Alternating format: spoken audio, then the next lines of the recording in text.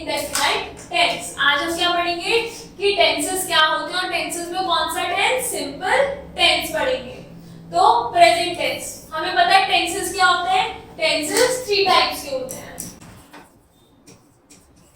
Present tense, ये क्या होता है, जो टेंस चल रहा है, मतलब अभी हम पढ़ रहे हैं, तो ये क्या है, जो समय चल रहा है, जो एक्शन अभी हुआ है, that is present tense. Past tense, जो चीज हो चुकी है, एंड फ्यूचर, जो आगे होने वाली है। तो उसमें भी क्या होता है, ये डिफरेंट डिफरेंट कैटेगरीज में फर्दर डिवाइड हो जाते हैं। तो आज हम क्या पढ़ेंगे, सिंपल टेंस। तो simple tense, present simple tense, past simple tense and future simple tense. Now present tense, simple present tense. अभी पहले क्या पढ़ेंगे, सिंपल प्रेजेंट टेंस क्या होता है। तो कहां-कहां यूज होता है, टू एक्सप्रेस हैबिचुअल फैक्ट्स और रिपीटेड एक्शंस। तो जो सिंपल प्रेजेंट टेंस यूज होता है, दैट इज टू शो कि कुछ चीज रोज हो रही है, दैट इज अ हैबिट और a repeated action. We play cricket every day, हमने क्या लिख दिया, एवरी डे, मतलब हम रोज खेलते हैं। तो ये क्या हुआ, simple present tense. The milkman brings milk for us, अब मिल्कमैन रोज लाता है milk. My grandmother tells me interesting stories. Now second, to express universal or general truths, मतलब कि जो चीज हर जगह सच है। For example, जो हमारा क्या है, the earth moves around the sun, जो अर्थ है वो सन के अराउंड क्या करती है, रिवॉल्व करती है। तो ये क्या है, जनरल फैक्ट है और ट्रुथ है। तो इसलिए किसमें काउंट होगा, सिंपल प्रेजेंट टेंस में। In such cases, a universal truth or general truth is expressed without any indication of time. तो इसमें हमें टाइम इंडिकेट करने की जरूरत नहीं है। क्यों? क्योंकि ये चीज हमें पता है एक यूनिवर्सल ट्रुथ है। The sun sets in the west. Boat sails on the rivers. Now third, to express something that remains unchanged for a long time, मतलब कि कुछ चीज जो बहुत समय से चेंज ना हो रही हो। For example, my grandparents live in Chandigarh. अब पेरेंट्स क्या है, वो ग्रैंडपेरेंट्स बहुत सालों से रह रहे हैं। तो ये क्या हुआ, एक अनचेंज्ड इवेंट हुआ। A small river flows through the forest. तो अब जो फॉरेस्ट में से जा रही है स्मॉल रिवर, ये तो है नहीं आज गई कल बंद हो जाएगी, वो बहुत लंबे समय से है। To make a general statement, we go for an evening walk every day. I am not your enemy. तो कोई जनरल हम स्टेटमेंट कर रहे हैं, वो भी क्या किसमें काउंट होगी, सिंपल प्रेजेंट टेंस में। The mangoes are not ripe. Now in proverbs, proverbs क्या होते हैं, proverbs for example, an empty vessel sounds much. जो मुहावरे होते हैं उन्हें हम कहते हैं proverbs। तो जितने भी proverbs हैं उसमें भी क्या यूज होगा, simple present tense. Something is better than nothing. When in Rome, do as Romans.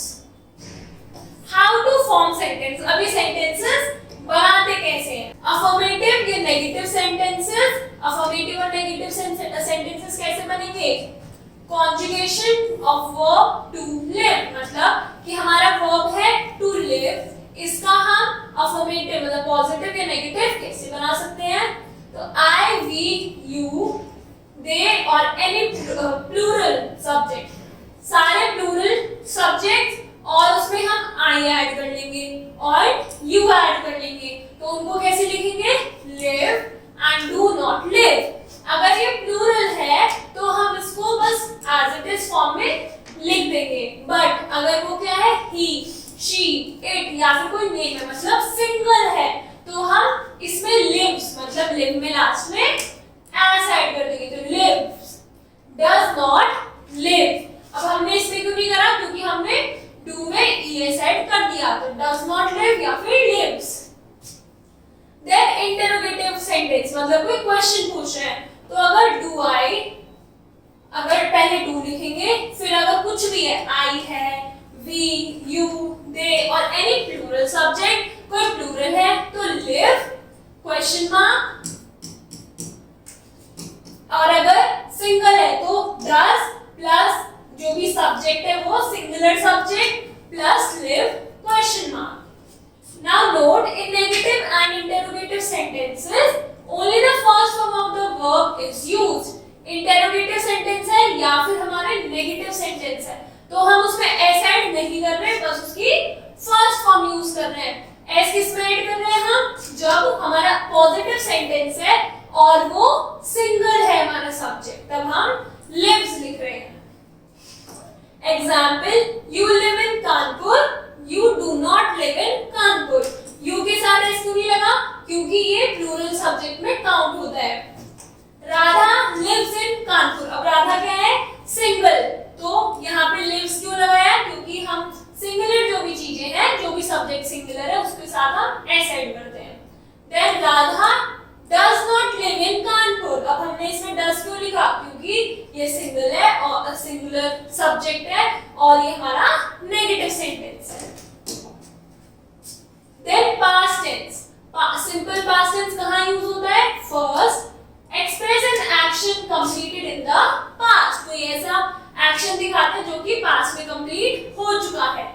Generally, an adverb or adverb phrase of past time is used in the sentence. For example, जैसे yesterday, last night, few days ago, तो इनसे पता चलता है कि जो हमारा sentence है किसमें? past tense में।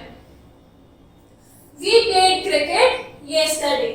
The milkman brought milk last night. तो yesterday मतलब पहले, past की बात कर रहे हैं, last night. I received your letter a few days ago. Then second, express some past habit. कोई ऐसी हैबिट जो पास्ट में हम करते थे। My friend always helped me. तो helped लग गया तो क्या हो गया? पास्ट की बात हो गई। I never disobeyed my parents. Now how we will form these sentences? Affirmative और negative sentences और conjugation of verb क्या है हमारा?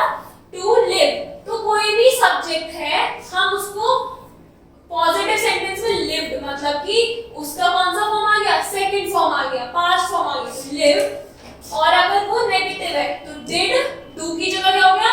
Did not live.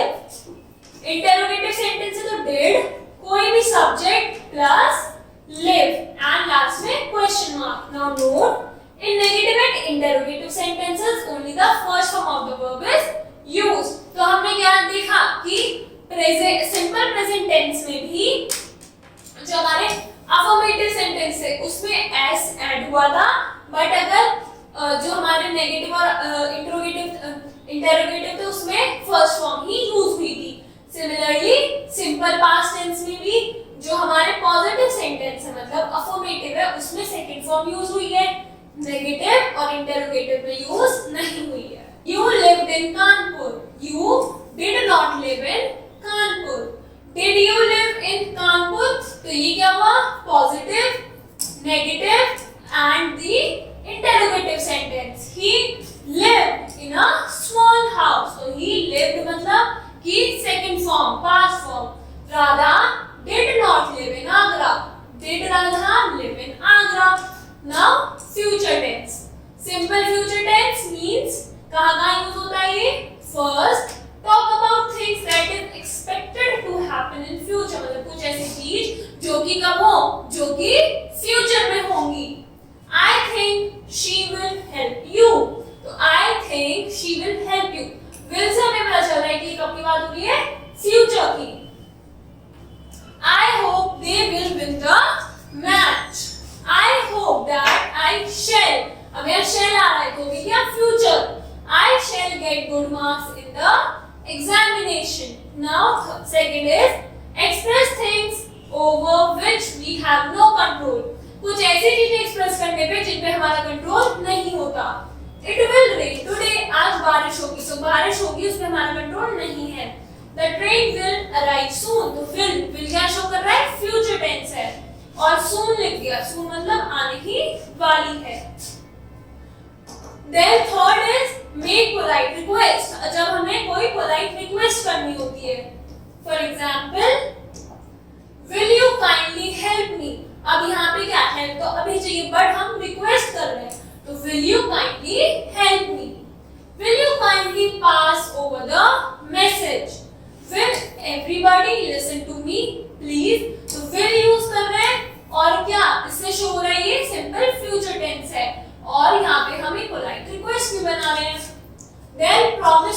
समथिंग, अगर हम कुछ चीज करने का प्रॉमिस करते हैं और वो चीज होगी ना फ्यूचर में, तो I shall definitely help you, I shall contact you soon.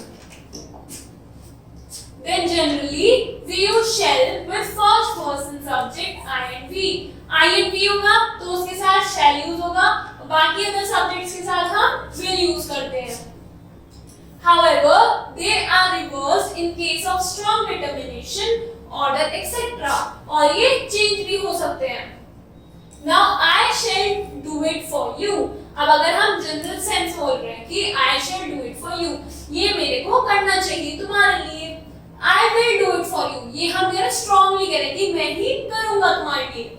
You will accompany me, तुम मेरा साथ दो। तो you will तो ये जनरल सेंस है, बट you shall कि तुम्हें देना चाहिए। This is an order. Now how to form these sentences? अगर पॉजिटिव सेंटेंस है तो हम क्या करेंगे, I और we के साथ shall और बाकी के अदर सब्जेक्ट के साथ will और साथ में बस live, मतलब फर्स्ट फॉर्म। बट अगर नेगेटिव है तो आई और वी के साथ shall not प्लस live और बाकी के सब्जेक्ट के साथ will not plus live। live क्या है यहाँ पे, वर्ब है। नाउ इंटरोगेटिव सेंटेंस में shall के साथ shall यूज कब होगा, आई और वी के साथ, live आएगा और क्वेश्चन मार्क will यूज होगा बाकी के सब्जेक्ट्स के साथ। I shall live in Aligarh, we shall not live in Aligarh। Radha will live in Aligarh and you will not live in Aligarh. Now note, only the first form of verb is used after shall and will. Shall and will मतलब simple future tense में कौन सी form use होती है, first form of the verb। हमारा जो present tense होगा simple present, उसमें भी first form, past simple past tense में होती है सेकंड फॉर्म, एंड फ्यूचर में कौन सी होती है, फर्स्ट फॉर्म। तो आई होप आपको समझ आया हो। Now complete your exercise. Thank you.